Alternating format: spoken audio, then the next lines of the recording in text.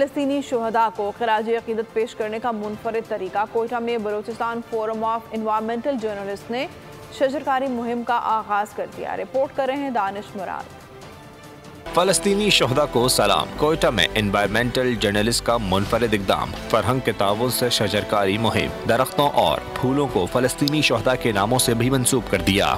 یہ فلسطین میں جو اس وقت جو ہے اسرائیل کی جانب سے بربریت اور ظلم جو جاری ہے ان کی خلاف ہے، اور وہاں پہ جو ہے اپنا تقریباً 18,000 کے قریب جو لوگ اس وقت شہید ہو چکے ہیں، جن میں خواتین، بچے بھی شامل ہے، اور خاص کر ہمارے جو صحافی ہیں تقریباً میرے خیال میں 70 کے قریب وہ بھی کراس کر چکی ہیں۔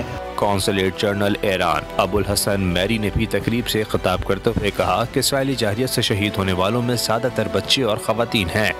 مظلوم غزه و فلسطین خب مستحضر هستید که در 62 روز گذشته جنایات رژیم صهیونیستی بر علیه مردم غزه ادامه دارد و تاکنون بیش از 18,000 شہید دادیم ما۔ اس موقع پر عزم کیا گیا کہ فلسطینیوں کے لیے آواز اٹھاتے رہیں گے۔ کیمرامین سید عبدالعلی کے ساتھ دانش مراد، بول نیوز، کوئٹہ۔ سبسکرائب کریں اور بیل دبائیں تاکہ کوئی خبر رہ نہ جائے۔